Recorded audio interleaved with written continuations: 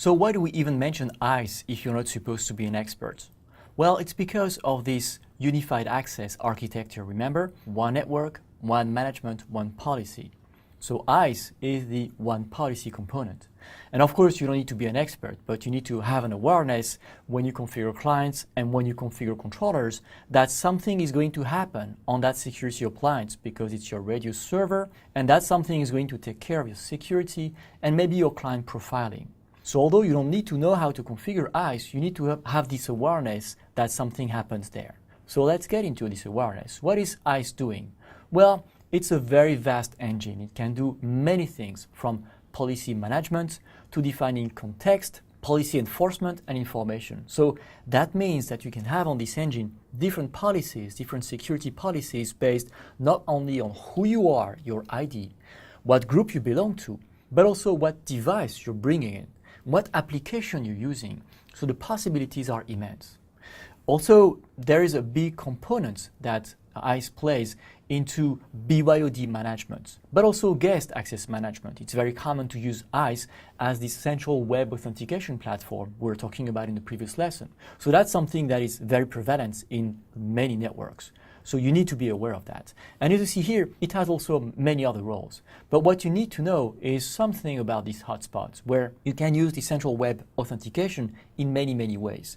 You can have a guest flow where the client needs to get access, and then you provide its access and you give to the client a text or a message by which the client on the web interface reads some conditions and checks OK, and then you get authentication and authorization derived from that, and the client accesses the network for a while until it's the end of the day and you decide that the session expires, and then you kick the client out.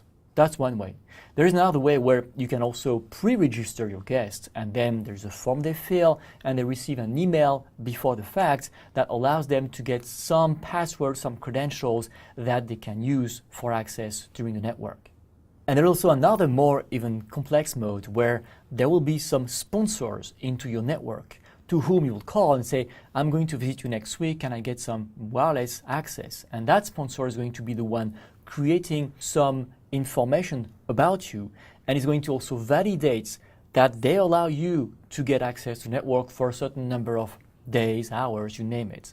And that is going to also to be derived into an email or a text that is going to be sent to you as the sponsor and or to your client. And that's again granting access for a certain duration. So you see, even in the BYOD management and guest access management, there are multiple possibilities in ISE. It's a very powerful engine, and it does a lot more than that. It does posturing, profiling, device onboarding, which is what we just saw, guest management, and more.